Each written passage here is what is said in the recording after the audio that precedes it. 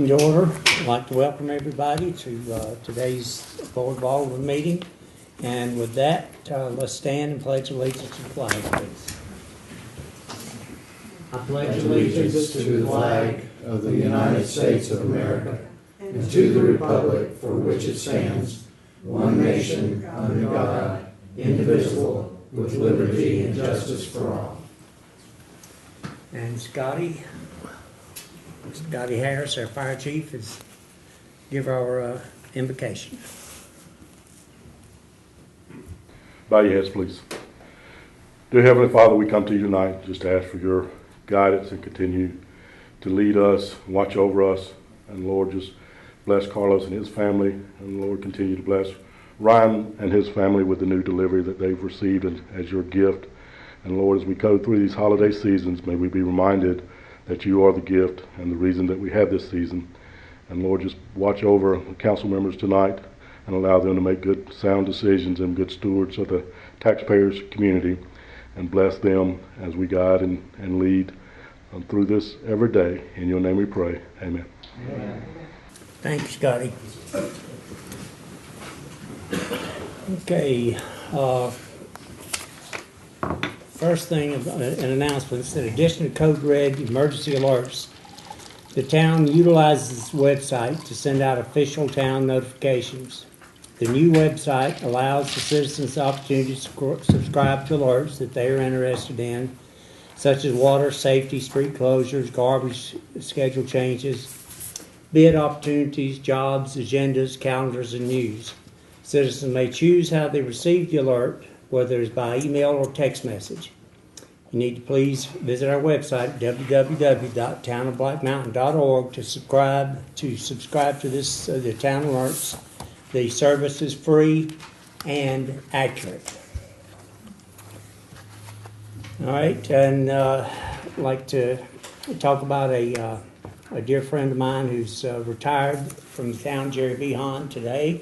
Went to his retirement party after 48 years with the town, or with the county. He served a long time and has an illustrious career, very well respected throughout the county. And this county will miss him. With that, we have citizen comments. I'll remind you to give your name, your street address, and remind you also that it's 3 minutes. And the first we have is Ron Marcello.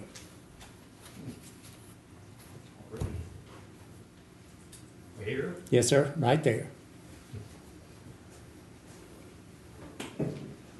Hello. You can lift it up. Hi. Thanks for letting me speak. I know this is an exercise in futility, but I want to register my complaint. And I wrote this, so I'm going to read it. Our forefathers fought a revolution to correct injustices of being ruled and taxed by England without a say or representation in their government. They then formed this great nation of the USA on the democratic notion of our leaders being selected and voted into office by the people for a designated term and a designated length of time. In Black Mountain, that term limit is 4 years for each of our aldermen and our mayor. The elections have been held on odd number years. Now, the commissioners, aldermen, have decided to change the election to even number years. This is being done supposedly to save some money and to hook up to the general elections of state and national candidates. That's well and fine, except in the changeover process, our leaders decide to give themselves an extra unapproved year in office. To cancel the election this year was an unacceptable decision. We now have four unelected aldermen sitting in front of me. Perhaps, maybe since you're volunteers, you'll forego your wages and we'll save a little bit more money.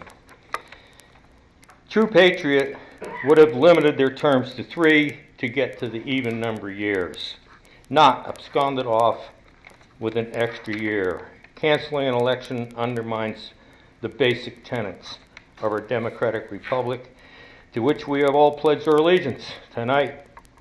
Also, and our founding fathers fought a revolution for. This might not be illegal, but it's not right. Shame on y'all. Thank you. Our next speaker is Shawn Sloane.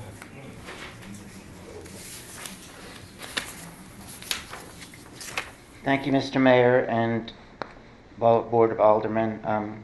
My name's Shawn Sloane, and I'm a new resident of Black Mountain. My wife and I moved here in June and reside on 3rd Street. Black Mountain is our new home, and I'm interested in contributing to the town. After attending a recent meeting of the Historic Preservation Committee and expressing an interest in serving, I was invited by the chair to apply for one of the vacant seats. Evidently, they were having a challenge meeting quorum, and they had no other potential candidates. I promptly applied for the position. As chance would have it, I bumped into the mayor at the gun and pawn shop, and I conveyed to him my interest in serving on the committee. I was discouraged by the mayor's response. He stated that he would never appoint a newcomer to any of the town boards or committees. Since I have not received a response to my application, and the town clerk informed me that you were probably waiting for other candidates to apply for the empty seat, I can only assume that the mayor's opinion held sway with the board, and therefore my application is not being considered. If so, this denies me the opportunity to be represented in town matters, even though I pay taxes here. In my opinion, this is undemocratic. Different perspectives and viewpoints are valuable. I encourage you to appoint the most qualified candidates to the town boards and commissions, irrespective of how long they have resided in Black Mountain. Thank you. Thank you. All right. Maryland's on there. Oh, okay. Marilyn Sebastian, please, ma'am. And recycling.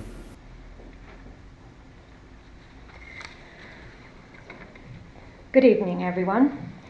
It's holiday time, but it's always time for recycling. Only at holidays we might have a little bit more to recycle, particularly packaging items, and that's where Rainbow Recycling comes to help. This year is our 12th annual holiday recycling event for styrofoam, packaging, and Christmas light strands. We wanted to show some clips from other years, a little bit of a historical presentation, so I'll let Angela let it roll.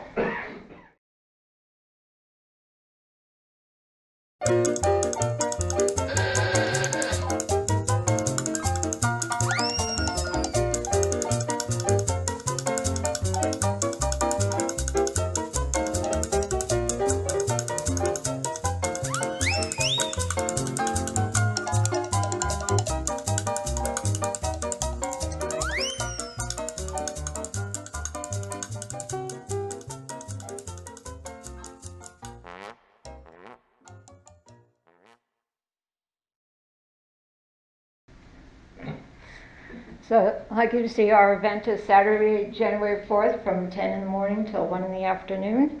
And the list of items there are flyers all over and posted online on Facebook. This year's event is like the others with 2 exceptions. This year we're only able to provide one date, that's Saturday, January 4th. We don't have an alternate date, but for your styrofoam you can take it to the holiday, to the Hard to Recycle collection in January on Patton Ave. And the other exception is we're not taking peanuts this year. We don't have enough, can't guarantee that we have enough outlets for it, and so since they take a lot of space, and we often get lots of them, we're going to skip that this year, but everything else is the same.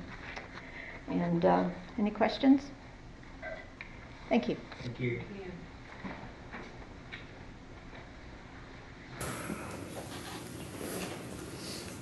Okay, we have comprehensive annual financial report.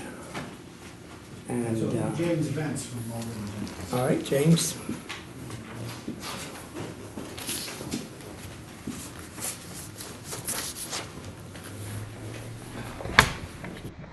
Good evening, Mayor and members of the board. My name is James Bentz, and I am the audit service partner from Malden and Jenkins, who served on the town's audit engagement this year. I believe each of you have our auditor's discussion and analysis. I don't intend to read the whole thing, but it includes all of our required communications under the standards to provide to you all. I just want to go through and kind of hit some of the highlights, and if at any point in there you guys have a question, do feel free to jump in at any point in time. So I'm going to start on page 4, and kind of one of the things we always want to make sure to point out, the comprehensive annual financial report, which is your annual financial statements, those are prepared by your management team. As your independent auditor, it's our responsibility to come in and audit that information with the intent of issuing an opinion as to whether or not the financial statements are materially correct as presented. We conduct our audit in accordance with generally accepted auditing standards as well as government auditing standards. What that means is we don't test 100% of your transactions, but we test enough to be able to state whether or not the financial statements are materially correct. And so through that process, we issued an unmodified opinion this year. That's the same opinion you received last year, and it states that it's kind of the clean opinion, if you will, that the statements are materially correct as presented by management. On to going into page 6. As part of that process, I'm going to go over just a few kind of financial results, kind of the two big areas that a lot of people will look when they try to look government to government to evaluate how entities are doing, is they'll look for general funds, because obviously every government's going to have a general fund. What's in the general fund varies between entities, but everyone has a general fund in the end. And then we're also going to look at your water fund in a couple of pages. But on page 6, kind of at the top, we just got a 4-year trend, just as a glance of where your revenues and expenditures have been. In your general fund, looking at the last couple of years, the primary swing, if you will, in the expenditures is really based on capital projects, just timing of which projects you're going into each year. And then at the bottom of page 6, one of the areas when you're outside entity, or even when you're trying to look at your general fund to see how's the health of my general fund, or what's my general fund looking like, fund balance is typically the best way people will gauge a general fund, and they do that by looking at fund balance compared to expenditures, because that's going to be consistent for the most part entity to entity. And so you can see the graphs there at the bottom. Your unassigned, being the green bar, is the predominant amount of your general fund, which represents what you have available going forward into the future years for expenditures. In the bottom of the graphs, you can see the percentages there, which we'll also hit on a future page. But this year, at the end of June 30, 2019, you ended with about 31.5% of your general fund balance compared to your 2019 expenditures, which equates to about 117 days of reserve, if you want to kind of think of it in what do we have going forward. That does exclude, from a reporting standpoint, that excludes what you've already appropriated for FY20 budget purposes. Those are considered assigned fund balance, and so this already excludes what you're planning to use in 2020, and this would be going forward from there for amendments to 2020 or into future years. On page 7, at the top of the page, this is, so to say, the 30,000 miles high view of your general fund budget. You can see kind of the way the chart works there at the top. We've got your original, your very first amendment or adoption of the 2019 budget, your amendments, and then the final column represents your final approved operating budget for the general fund. And so you can see we started the year with the anticipation of using about $59,000 of your reserves through amendments. We were ending the year anticipating to use about $350,000 of your general fund reserves, but the actual performance was we added $400,000 to the bottom line. So instead of using the $350,000 we had appropriated for purposes, we ended up, through increased revenue collections and cost savings and kind of controlling costs in your departments, we ended up adding to the bottom line. So kind of a nice swing to see. At the middle of the page, we just talked about the unassigned numbers. This also gives you kind of a context of your general fund budget as a whole compared to your current year expenditures. And so, as we talked about, you ended the year at about 31.5% of your general fund being unassigned. Your total fund balance represents almost 69% of your annual expenditures. And so you can see the past couple of years, it hasn't really moved too much in either category. We've kind of been hovering right around the same numbers for the past 4 years. So we're not consistently consuming our fund balance, and we're not really adding to it either. We're just consistently swinging up and down, so to say. I have a question back up on your chart with a fund balance and amendments, original, et cetera. Yes, sir. On amendments, and this is a question for you or Dean, either one, I know you could both answer it, but the amendments, we pass a budget, and then, of course, it has to go to the local government commission, they have it, as this report goes down there too, but when we, the amendments, each and every journal entry that you know, that end up sometimes on the consent agenda, Right. you explain it to us, are those all amendments that go to get reported as budget amendments, or only some of them? No, they would all get reported, but that doesn't, I mean, that's sort of internal, and it would end up in his final report. So individually, like, I don't report that to the agency. So what the local government commission sees, they, of course, they want this, and they already have it, and that's what they look at, is to your amendments to the budget and kind of looking at the health of the town overall. But you don't have to, you don't report the amendments to them. No, they probably look at the original and the final budgets. Yeah. Would be probably what they would look at. And Yeah. the actuals. Yeah. But along those lines, I draw out if and this is, you know, the report's on the website. Is it already on the website?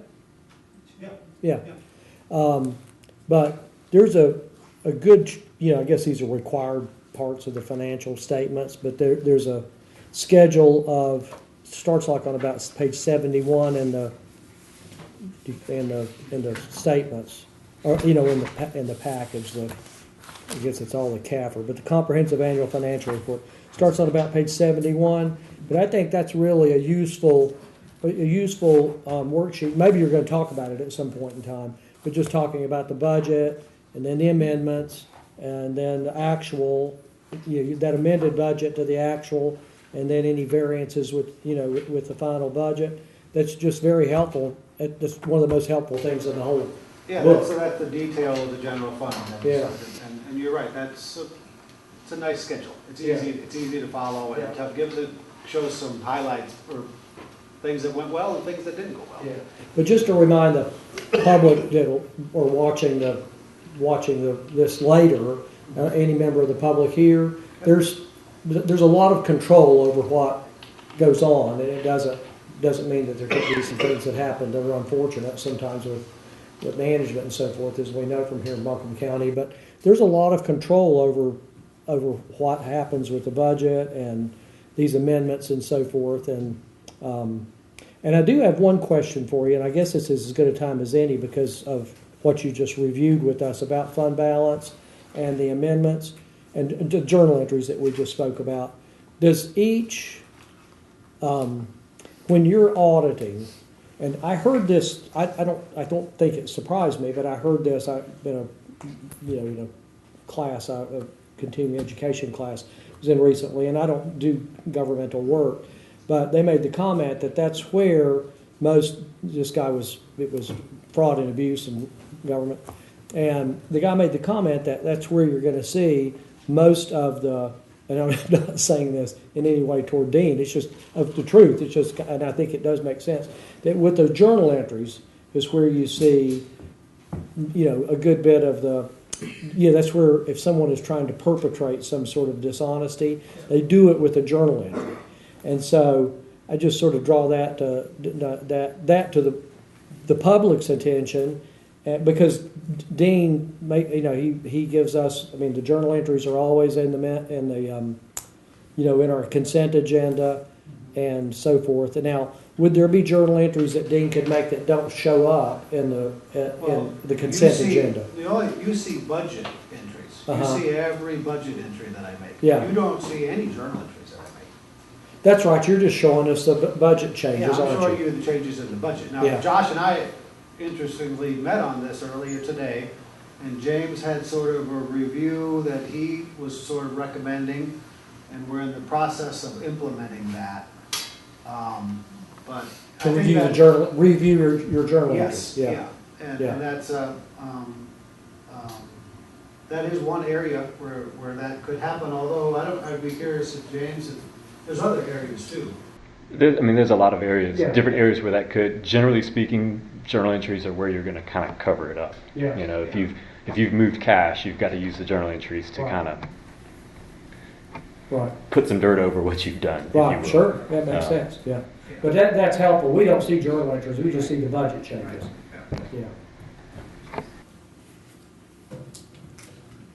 And we wouldn't want to see them, there's a ton of them, I'm sure. 40 or so a month, probably. Yeah, that'd be a lot for Yeah. reporting, yeah, you don't want that. yeah, Make a fun evening. yeah. But it would be interesting, I guess, to come, to circle back around sometime in a future report and tell us about the review and control kind of thing, Well, absolutely. yeah, You good? yeah. Okay.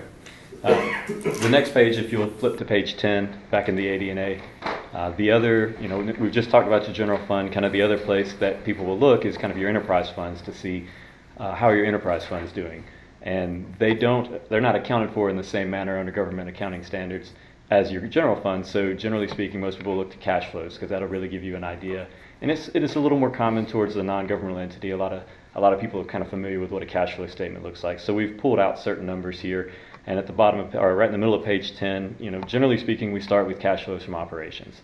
And so you'll see the water fund had a positive $400,000 from operations. When you see that, we kind of look, what do they do with those cash flows?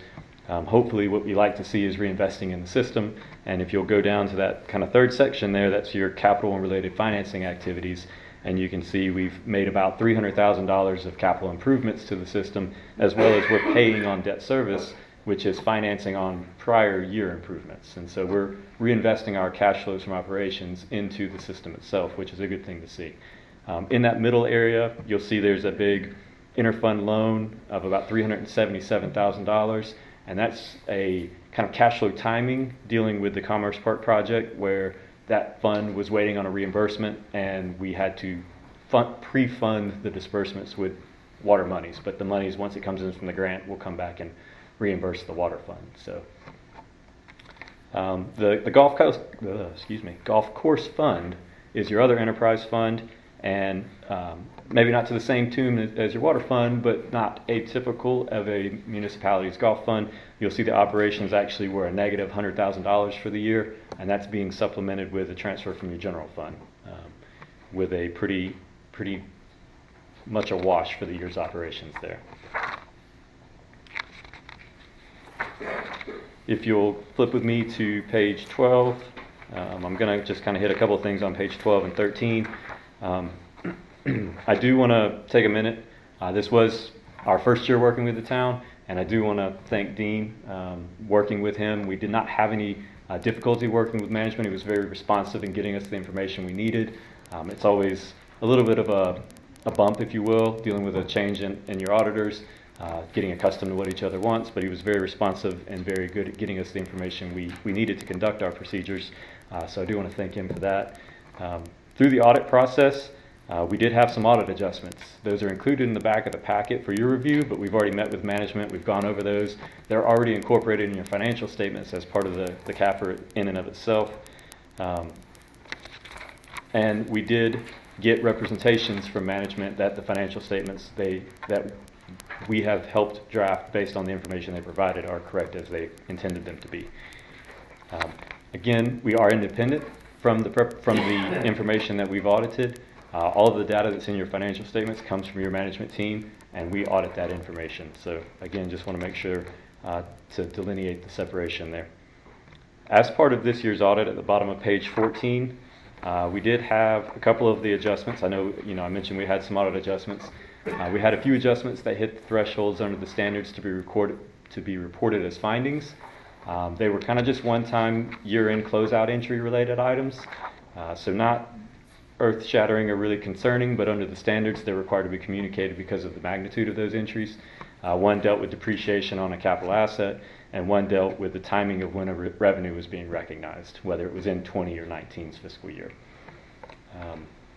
And then really item number 3 here that deals with segregation of duties goes into a little bit of what we just talked about a few minutes ago, dealing with the journal entries. There were a few areas where we had, so to say, opportunity from our perspective for errors to go undetected.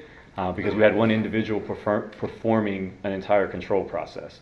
And so what we've done is we've kind of cited those areas, and we've been working with management to kind of implement controls of where they could have compensating controls, because obviously the ideal environment would be that we'd have just a number of staff people and we could ideally separate every step of the process. But obviously there's a cost to that, and we don't need to have a finance department of 25 people for a town this size. So we're going to implement or work to implement compensating controls where we have individuals reviewing the people who have access to those processes. So for instance, the journal entries, because Dean has access to post the journal entries, we want to make sure someone's reviewing entries he posts, so that at all times there's documentation of that review process. Page 16 just has a couple of what we call kind of byproducts of the audit, areas where we see room for improvement, but they don't reach the magnitude of being reported as any sort of significant deficiency or material weakness in the control system. We're just kind of byproducts and recommendations from management. We've discussed all of these with management. We've met with them since then, and we can't speak as to whether or not things have been implemented because we haven't audited 20 yet, but obviously we're working with them to make sure we can get as many of these mitigated as we can. And then on page 17, the last several pages here, if you guys have trouble sleeping tonight, this is all the new standards that are coming out in the next several years. Some of them are already going to be applicable to the town, and some of them are not applicable, but we always want to make sure that you all have them in front of you, because decisions you make will and can change what is applicable at any point in time. The biggest one that really I don't need to dive into in depth, but that GASB 87 deals with how you account for leases. It's applicable in your fiscal year 2021, so we still have a little bit of time to get it in place. But it's ultimately going to change the way that you account for leases, in that any operating leases you have always just been disclosed and potentially now will be reported as liabilities. But again, that's going to be for all governmental entities, and it's going to be kind of a big task to undertake. So that's why they pushed out the implementation date so many years in advance. So we will be working with your management team to make sure that we've kind of considered all aspects of that as we get ready to approach into 2021. So with that, if you all have any other questions, I'd be happy to try to answer those for you. Just quickly, and I guess it's note 10 in the financial statements. Point us to the number, Dean, one that is the town's responsibility for the state pension. You know, where we have to go. You go through that pretty complicated calculation, but it's an interesting number just for the public to understand a bit, which is of the retirement funds for our employees. Is the plan and managed by the state, is it sufficient? Are there assets there to fund our employees' retirements? And that number, I guess, has gone both ways over the past 2 or 3 years, hasn't it, Dean? And I can't really remember, but that's what I wanted to point us to the direction and explain very briefly that number. You know what I'm asking, I think? Yes, sir. So the two places I would look is if you have the CAFR in front of you, and this is the, excuse me, the bigger document. Page 46 will just give you, at face value, the number for your pensions. And so you all, like all governments in North Carolina, you really have two pension plans. You have your Elders plan, which is for all the government employees, and then you have your Leo plan, which is just for the law enforcement officers. And so at the bottom of page 46, you'll see the town's share of that liability from the state plan at June 30, 2019 was $1.5 million, 1.484. And that's the net pension liability under the Elders. And then the liability for the Leo plan was $725,000. And that represents an actuary, not our calculation, of what they project those liabilities to be for the employees, the active employees now, through their retirement. In other words, and is this saying this correctly? If you take it's all discounted down to the present time, but you're saying that there's 1.72, a little more than $2 million of liabilities in present day dollars that exceed the assets. Yes. And that's for the town of Black Mountain. Yes. Now think about that across the state. And so That's a big number, isn't it? If you flip to page 64. 64? Yes, sir. There's a required supplementary schedule, and I don't know if you take ease in this or not, but that very bottom percentage there is sort of the funding percentage for the state plan. And so you can see at 2019, the Elders plan was actually about 92% funded, which is a relatively healthy pension plan for a state-funded plan. So while your number 1.7 is that very top percentage, you are 0.06% of the state's liability. Mm-hmm. So you can do math the other way, and if you're 1.7 million and you're not even 1% of the plan, obviously the liability is a large number for the state. But that being said, the state of North Carolina is almost at 92% funded, so that's somewhat comforting for the employees to see. I'm not quite following that, because how does a 92% funded, I mean, what does that mean? So they've projected a total liability of, and I don't know Huge off the top of my hand, just say big 200,000. Yeah. And 90% of that number is held in assets at the moment. Right. And so But the 10% that isn't. the 10% that isn't is what we're saying It's is the what we're- liability that everyone We're a owns. tiny sliver of that, Yeah. of that. Yeah. And that's why, like, if we don't get a good return on assets in a Right. year, Right. everything else stays, you know, they're also projecting that they think we're gonna make, 6% a year off all that. Yeah, I don't take that much. I mean, this is a different discussion. It doesn't have that much to do with town of Black Mountain. It has to do with the state plan. But if even though it's 90% funded, our portion of the unfunded unfunded liability is between the two plans over $2 million. Yes. That's a big number. But that's just, not to blow it off, that's an accounting number. It doesn't change your funding contribution. So Right. the state Right. requires, I think you're up to 20% now? No? No, you're at 8%. Wrong plan. You're at 8% right now for your employees. So Right. 8% of salary is going to the plan. Right. They don't require you to fund this 1.7 million at any point in No, time. I understand So- that. My point is more on the broader scale that, that we are aware of we're aware of that state plan, and that 10% is a humongous number.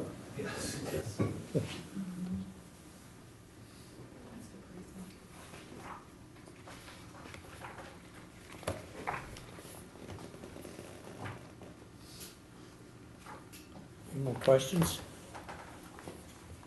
While we're talking benefits, I do have a question, and I think this is for public. I mean, if this is a reasonable number, but I heard this number the other day in a budget conversation elsewhere, but it was a government conversation. That if I'm sort of curious if this is true for the town of Black Mountain, Dean. I know you're getting ready to do your report, but if we're going to have a new position, let's say it's in Public Works, and it's the salary is $20,000. Do we pretty much take that number and say one times 1.45, or in other words, 45% would be, you'd add that to that $20,000 for the total package for that employee with retirement and health insurance, et cetera? Is that about what it is? I mean, it depends on the salary, because health insurance is a flat rate. All the other ones are variable. So it's a higher percentage, the lower. Yeah, but for that position, your percentage might be right. For a different position, it might be a little bit lower than that. Well, I'll tell you what the discussion was. It was at Land to Sky, and it was the executive director, because we're doing a package to, we're searching for a new executive director. And that was the discussion that Justin Hembry offered. It was like, take my package. So his is pretty significant. It was, the executive, fairly significant salary, and he said, just take it times 1.45, and that's about where you're going to come in with it as a package. Yeah, somewhere in that neighborhood. I mean, I think ours, I usually would tell Josh like 1.35 for most Yeah, of our, close enough. For most of our employees. Yeah, yeah. So that's kind of, I don't know, for the public to realize, and for actually everybody to realize that employees, the package is, the package over and above salary is pretty significant. That raises that. Now, and remind me one other thing that I think is of important, which I can't ever keep track of. Exactly how much is contributed in retirement for an employee? Well, the town, the prudential retirement, the town contributes 5%. 5%. No matches required. On the ledger side, 6% comes out of every employee's check regardless, And then I think the percentage that the government pays for ledgers right now is up to about 8 or 9, and it's gonna be raising. We've raised that this past year, and we'll be raising that every year, a percentage. So if I add those up, you're getting pretty close to 20. Between all three, yes. Yeah. Yes. So again, go back to where we created, if we create a new position in Public Works, that 20% of that person's salary is going toward retirement. And that's a good, I mean, that's 6% of it comes out of their check. salary. But that's still, that's right, I got it. But it's not, but they don't have a choice, which is not a bad thing, actually. But that's still, actually, if you took that 6% away, 12% or 13% is still substantial in today's, especially in today's, today's pension and retirement. Everything but that prudential money funds the number that you Funds and he were that. talking about 10 minutes ago. It's a defined, 11%, 11%? No, Or I think it'd 12%? be closer to about 15 between the government and the employee. No, well, pulling out, not counting the employee, just what the government's putting in between the town of Black Mountain and the federal government? What's going into the defined pension plan, defined benefit The plan? employee's portion and. Not the employee, not what they're, oh wait, the employee's required to pay 6%. Yeah. You don't have a choice. Yeah. So what's going in, and that's going, that 6% is going into the defined benefit plan. Yeah. So you got 15%. Yeah, close to that, yeah. But those are substantial benefits and retirement benefits in today's retirement world. I like to think It's that's. good. And I'm thankful, we appreciate our employees and not trying to bicker about it, or not trying to make that a negative thing at all. It's a positive thing, but it's a positive thing for the public to know that the government takes care of its employees, pretty well in the state of North Carolina. And I think we can be proud of that. But, 15% of your salary, you're not going to get that anywhere.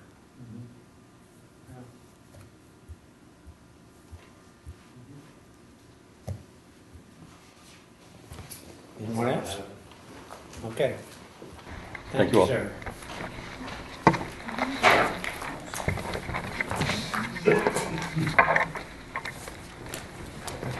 Dean? Thank you, James. So I'm gonna be a little bit out of order here. I'm gonna talk about two different time periods. For one, I'm gonna talk about the CAFR report that James just talked about, but I'm also gonna give you a little recap of the first 4 months of fiscal year 20, July 1st through October 31st. And to be honest, I'm going to finish up James's stuff first. I had told Angela about 2 hours ago I was going to do it opposite, but it really makes more sense for us to stay with the financial report of June 30th. So, and to be honest, I don't have wonderful PowerPoints on that. I really want to go over some of James's comments more about internal controls, and Josh and I have spent a lot of time on these. And we're going to do everything in our power to implement these. He's already, some of them were like they wanted me to review payroll before checks were actually cut, or we ACH money to everybody. And I've been reviewing this for a long, long time, but sometimes I don't get to it before the checks are cut. So if there was a mistake, I might not notice it until after the fact. Now, the payroll department has always looks at this pretty closely too, because they're the ones who initiate this whole thing. But now we've implemented a procedure that before this ACH money is sent to the bank, that I'm signing off on all these payroll reports. It's going to take a little bit more work on that one Wednesday, every other Wednesday when this happens, but that's a report and we ran it by James, and he seems happy with that. And I'm communicating with both Josh and James on this.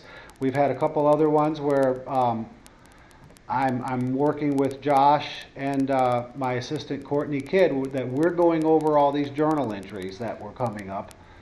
Just as a way, it was mentioned by Malden and Jenkins, and it'll take 15, 30 minutes a month probably, a little meeting with Josh and Courtney and I. Eventually, I might not even be there, because these guys will be able to view these things and kind of know the origins of them a little bit on their own. It might take a couple months for that to be conveyed. Josh is also going to be looking randomly at bank reconciliations. In the past, that has kind of been myself and my assistant's position, and sometimes I had a lot of knowledge. I've always had a lot of knowledge in there, but sometimes you could argue that nobody else had any knowledge.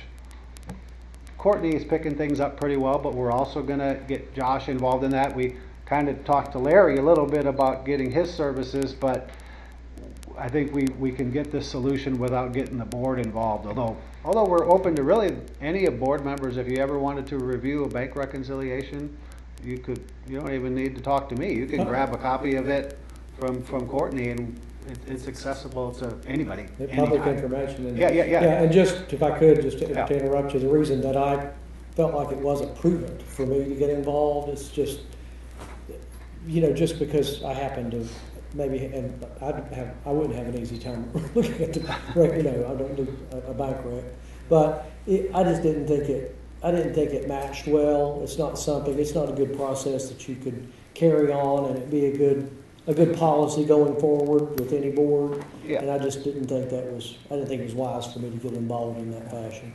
And there's a couple other ones they've talked about, and I'm not going to get into one of them was the information technology monitoring, and this came up randomly or 3 or 4 board meetings ago when we had advanced data in here, and we're working on. We'll figure something out about what we can do to address that issue. We haven't done that as of yet, but he's probably mentioned 8 or 9 things, and we've addressed half of them already in the last 45 days, and I have every intention of getting them all done. So next year, those will not be mentioned in this audit report, or James will at least be happy. The dilemma really is in a small government, you just don't have enough bodies to do it. It's different at Buncombe County, because you guys have a finance department of 30 people or whatever it is, but it's a challenge for. They can't get to it either. Yeah, it's a challenge. James would tell you, I think it's a challenge for any small government. Yeah, I mean, he could write similar type notes of it for any small government. Back to our CAFR report. Again, I apologize for not having great information here, but I do want to. I'm not ready for this thing yet, but. I go on page 4, the second bullet point there, it tells the government's net position increased by about over $2.1 million. Now, net position includes capital assets, which the governmental funds do not include capital assets. The reason that went up, I mean, that's a huge increase for us, $2.1 million. The reason that is because of grants. Mostly the Audit project, but also our police department and our planning department. And a lot of these come before the board in budget amendments when I come and say, we have a $100,000 grant, the town needs to pony up $20,000 on it or something like that. In fact, we have a budget amendment in this meeting, which is, well, maybe I'm forget that. But basically what that went up that much, and that would sort of be similar to like how your net worth would increase if I just bought you a car, because you would be able to list that as an asset and you didn't spend any money on it. So whenever we come to you guys with these grants and really police planning and this Audit project, there's been more grants in the last 2 or 3 years around this organization than there were in my first 5 or 6. But that's sort of kind of free money for the town, and that's increasing our net worth, what we call net position in the governmental finance field. The 4th bullet point down on page 4 talks about that unassigned fund balance. It was sort of odd this year. It actually went down slightly, but the percentage went up. And that's because the previous fiscal year that number is calculated, the denominator of that number is total general fund expenditures in a given year, and the previous fiscal year we bought that foam and fabric building. So governmental expenditures had a very high denominator. The denominator, in this case, unassigned fund balance, really didn't change a whole lot. It went down, but the percentage went up because we had less expenditures in fiscal year 19. It's a little bit of a numbers anomaly that some of us have fun with those things. The last bullet point talks about debt. I know some of us are concerned about debt. Our debt actually went up. It's just under $4.1 million at the end of fiscal year 19. That's mainly because of the lease we took out for the communications equipment at the fire department. Currently, we really don't have, well, that debt runs out in 2 or 3 years, but other than that, all of our debt's on the books until about 2030. I think Town Square comes off first in 2028. So we won't be retiring any debt besides this police communication equipment in the near future.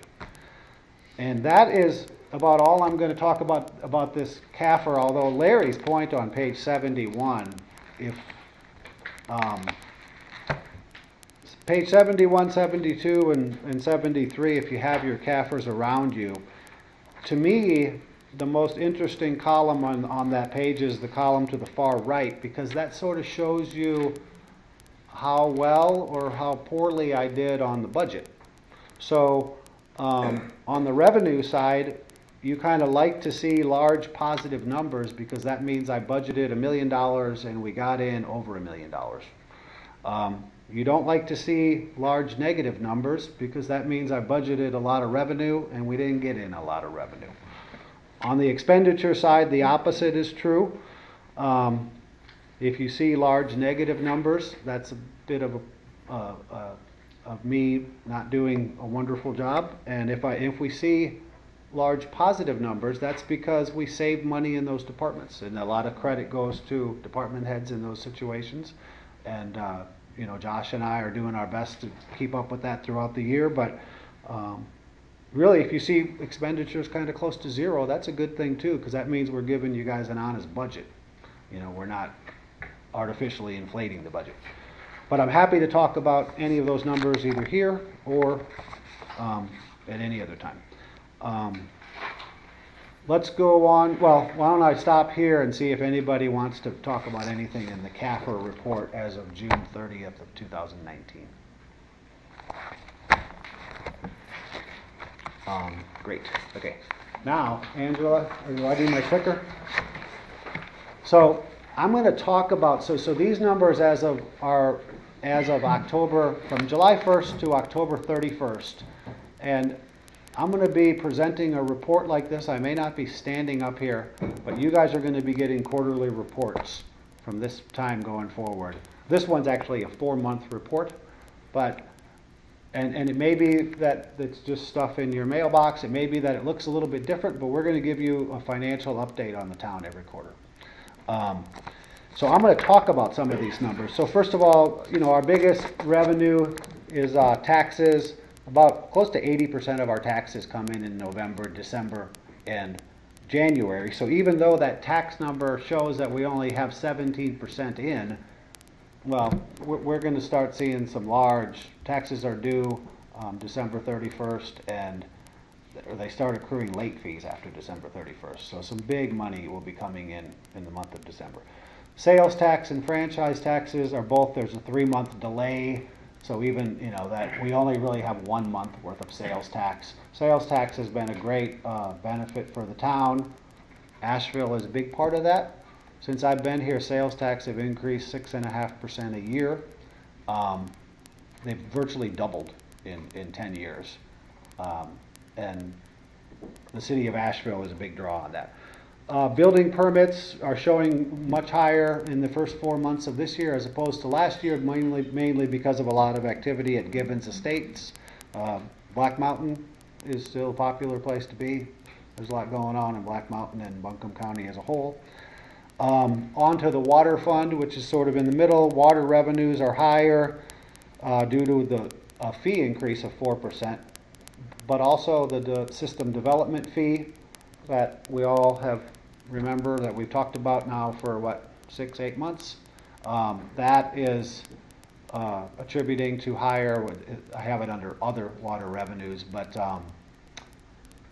that increased those revenues quite a bit. On the bottom we have golf, which the first 4 months of fiscal year 20 are green and cart fees are the highest they've been during that time period since I've been here. A lot of it has to do with weather at golf. I think Calvin, the goose dog, is helping us out a little bit there, but the course itself has been in good shape. If we continue with this trend, we'll have our best revenue green and cart fees since I've been here, if we continue. But you know, we really don't make a lot of golf course revenue during November, December, January, February, and they'll start back up about, you know, those spring months can get good for us as well. On page 2 of this, thank you, Angela, I go through expenditures by department, really. The Public Buildings Department, which is about the third down there, we pay a lot of insurance money early in the year, so that looks like we've spent 61%, even though technically we're only about a third through the year, 4 months. But that's just because we prepay a bunch of insurance bills. The water budget overall looks to be a little bit down. We've only spent 23%. That's mainly because of delayed capital purchases. Josh and I were telling the guys to hold back on vehicle purchases, in part because of the enterprise idea. And they've been short a person in the water department for the whole fiscal year. Golf expenditures are actually a little bit higher as well. Part of that's because of the aerification. We paid for it a little bit earlier this year. But also personnel expenses are a little bit higher. With the course being busy and all the good weather, you got to have more guys out there mowing. So we're still ahead in golf, but the increase in expenses has somewhat offset some of the increases in revenues. Sorry. So let's see, and that, or no, page 3. This one, and you guys might have this handout in the agenda if you can't quite see it, but in page 3,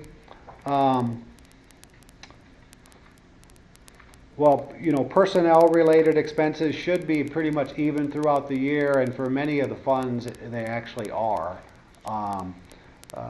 Capital and debt purchases can be really made anytime during the year. A lot of our capital or our debt purchases are happen to be in May. So even though it looks like we haven't spent much on debt, but by the end of the year that'll be hitting my budgeted amounts. I'm sorry. And lastly, on page 4, I give you. Is there one more page there, Angela? And I need to get this format will be better next time I come up here. But I show you fund balance. The top part of that is fund balance, and really those numbers. James said earlier that we increased fund balance by about $400,000. Those numbers appear to be about even at October 31st, but mainly that's because of that Commerce Park towards the bottom. I was owed close to $500,000 in grant money, which I really received in November, or maybe it was early December.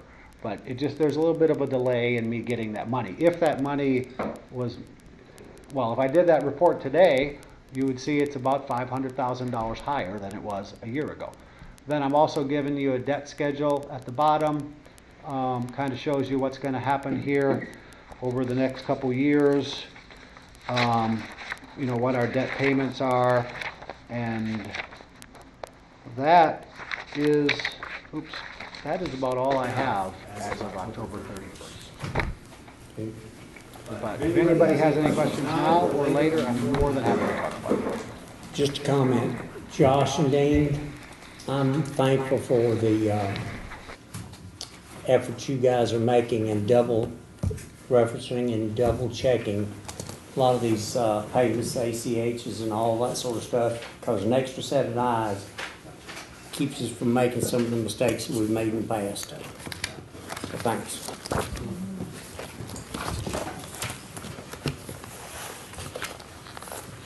All right, Josh, consent agenda. All right. First on the consent agenda will be your adoption of minutes for the October 10th agenda session, October 14th, 2019 regular session minutes. Item B will be your adoption of your annual schedule of meetings for the upcoming calendar year of 2020.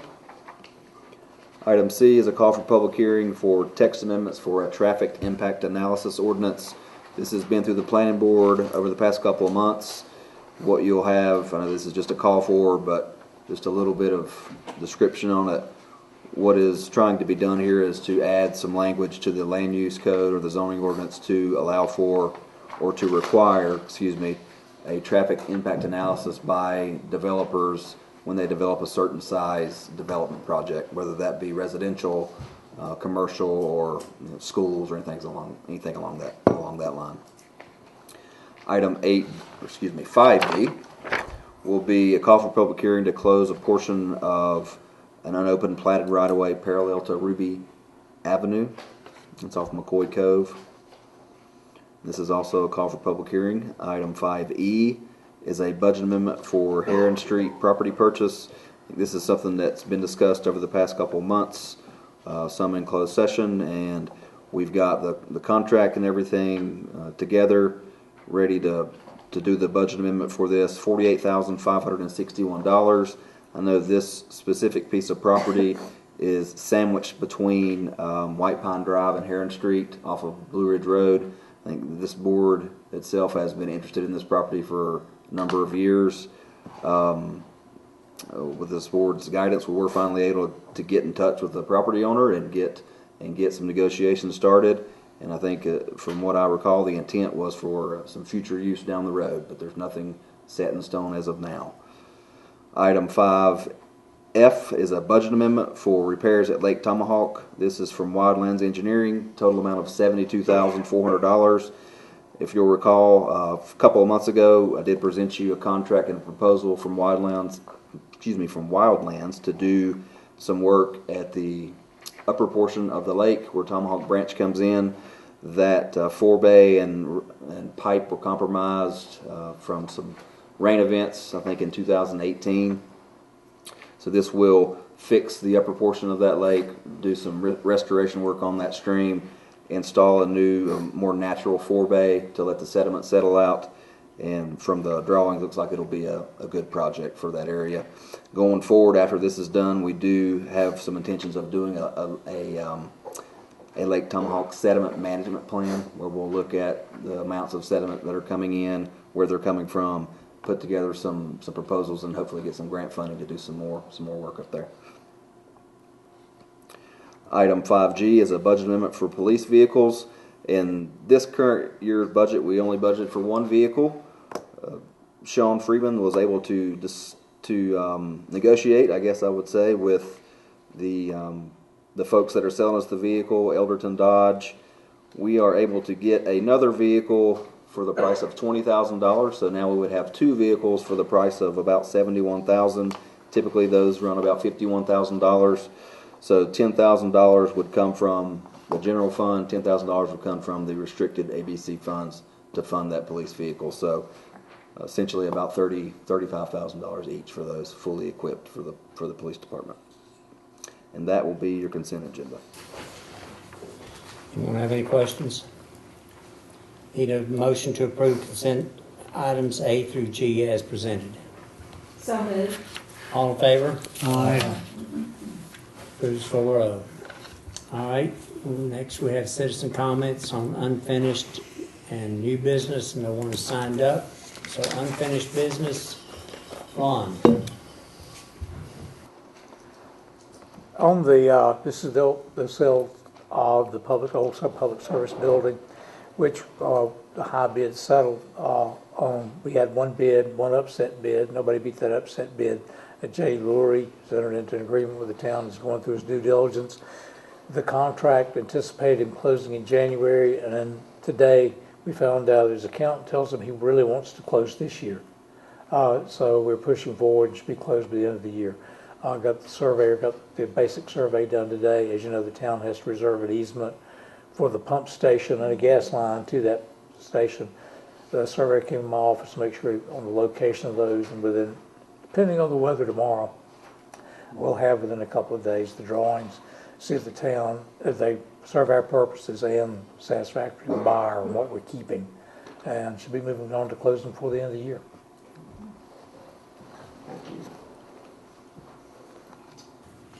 All right, new business.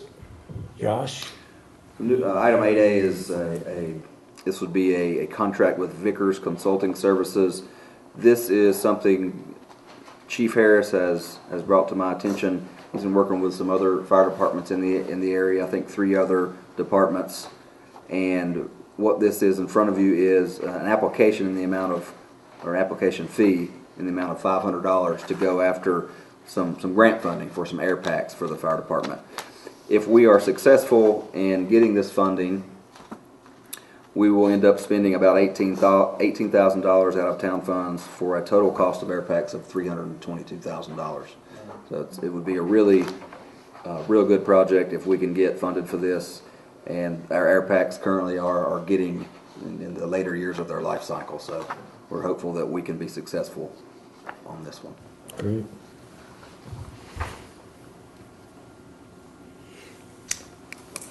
Need a motion to authorize town manager to execute the contract with Victor's Consulting Services in the amount of $500. So moved. All in favor? 4-0. Okay, Josh, RFP 19th. We sent out an RFP for our restaurant over there at the 19th hole at the Black Mountain Golf Course. We had a due date of November 25th.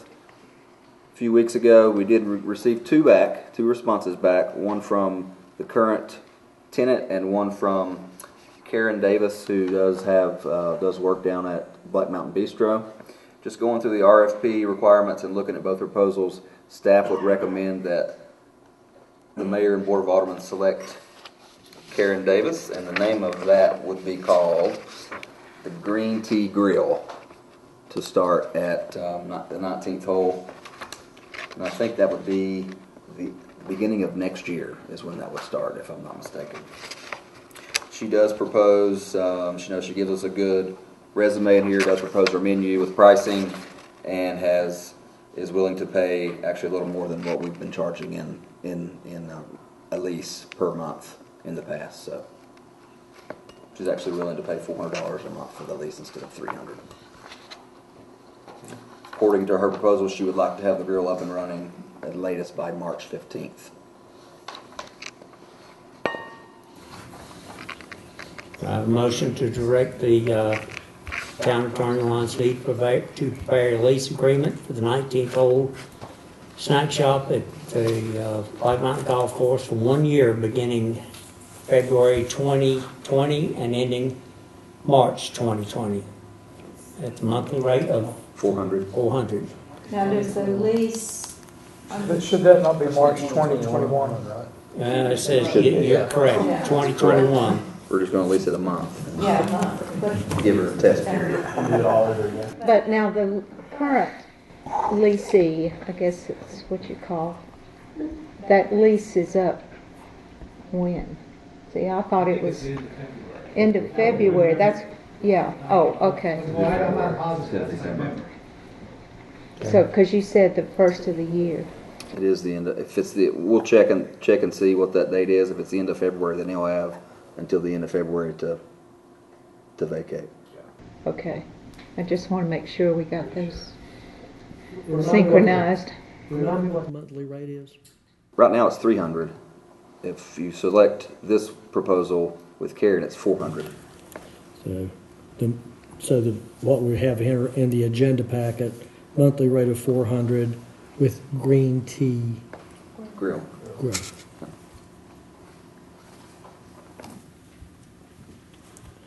Okay, now do I have a motion? so moved. All in favor? Aye. Passes 4-0. Resolution of support for the Swanno River Restoration Grant, Josh. So yeah, this is something we'd added and hated to spring it on you, but it's kind of time sensitive. We were awarded some money last year from Pigeon River Fund, which we've gotten funding from before. I did pass out to you a little aerial photograph. You'll notice the red lines in the photo is kind of where we're going to be doing the restoration work on the Swannanoa as it meanders back behind the baseball diamonds at Veterans Park. The resolution is in support of going after Division of Water Resources money.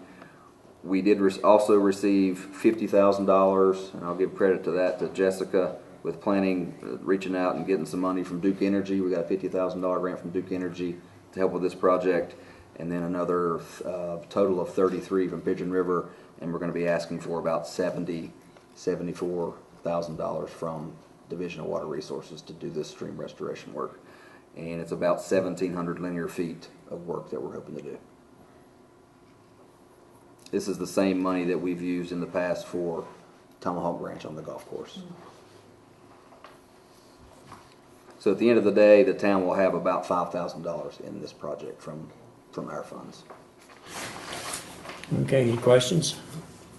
I have a motion to approve resolution R-19-2022. So moved. All in favor? Passes 4-0. Public hearings, we have none. Communication from the staff, town attorney. Mayor reminded me, this is one of those projects been going on so long I tend to forget about it. But Mary Hemphill, as everybody knows, Mary Hemphill died. She left the Sims property to the Appalachian Conservancy if it's was to be used as a park. They're not in the park business, they're in the conservation business. And so they were willing to turn that property over to the town to operate a park. So the catch as we get along here has been that the Conservancy, before they're comfortable doing that, they wanted to know that the residuary beneficiaries of the estate had no objection. What that means is, if we didn't take it as a park, it stayed in the estate, it got sold, the residual beneficiaries, which was the Community Foundation, a couple of churches, and an individual, might have received some money. But if it stays as a park, they don't. And so we approached all of them about releasing, saying that that was fine. They would waive any claim they might make because the town got the property to operate the park. A lot of time was spent negotiating with the Community Foundation. And then, of course, over the course of the last few months, we've worked over, it was of course swapping for better access. But the Community Foundation is finally happy with the release 3 days ago, signed it. So we're circulating to the other three. Residuary beneficiaries, expect those to be signed off within a couple of weeks so that we can take title to the park, get to work. Okay. Josh? I'll just give you some reminders. We have our sanitation meeting this Thursday, 5:30, 12:12, and it'll be some discussions. I've got some numbers just to kind of go over and see what direction we want to head going forward, because we're going to be coming up on the end of our current contract with Waste Pro, October of 2020. Christmas holidays, 12/23, Monday, Tuesday, Wednesday. Town hall will be closed, 23 through the 25th. And then New Year's holiday, January 1st, will be closed. That's it for me. Any communication from the Alderman? I have just one thing to ask the board to think about, and perhaps in January, maybe, I might want to ask the board and ask for a resolution of support. Maybe, I haven't decided, and you all may not want to do it, but you may be aware, or maybe you're not, that Montreat College in the budget that's been, of course, batted around back and forth, and bits and pieces of it have been adopted and some have not. It's in the budget was $20 million to the college, and it was to study and do a feasibility, if you will, but planning for a cybersecurity training facility on their property in Black Mountain. So, when the budget didn't pass, various parts of the budget did make their way and have been passed to keep state running, and then some things have been political and have not been passed yet, as you know. Well, in one of the mini budgets, maybe that's what they're calling them, it was IT oriented, and the $20 million was in there, and some of the state institutions, and I can understand the perspective. Somehow, the governor got to his attention that the $20 million was going to a private institution, not a public institution, and the governor vetoed that IT mini bill. So, and I don't know, and I can understand everyone may have their perspectives about public education. I'm certainly a very proud and thankful byproduct of public education at Appalachian State, and I think most of us, are thankful for our public education. So certainly, I don't have any issues, but with that argument, I understand it. But as an elected part of a member of the elected leadership in Black Mountain, that's a pretty big deal for Black Mountain and Buncombe County. And so I don't know if I'll bring it back up in January.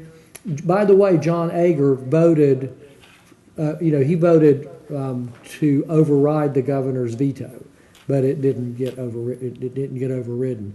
And John did so on the basis of it being good for his district and for Buncombe County. And so it could be that we might mount, and when I say we, there might be an effort just to get local officials, local elected officials, to support the project, because it certainly would be an economic boon to Black Mountain and the county, and to Western North Carolina. And so I just offer that. There's a good write-up in the Mountain Express on this, the most current one. And it's really, the cover may not make you think it's a fair article, but it is a very fair article. And if you kind of want to read up on it a little bit, but I just offer that. I might come back to your attention. And the only other thing I have is to everybody, I guess Angela does all the work, but all that work, we're getting the Christmas parade together and so forth for us anyway, for our part of it. Thank you for that, and it's always an honor to do that and be with the rest of the board and the mayor, but also to staff, Merry Christmas, and we appreciate you very much. And Dean, glad to have you back. Anyone else? I'd like to echo the same comments that Larry has said as far as wishing everyone, the staff and the people who work so diligently in this town on lots of things. Parade is just a little offshoot, but we've got a lot of good people that work in this town. And I'll wish them a Merry Christmas from the bottom of my heart. Motion to adjourn? So moved. All in favor? Aye.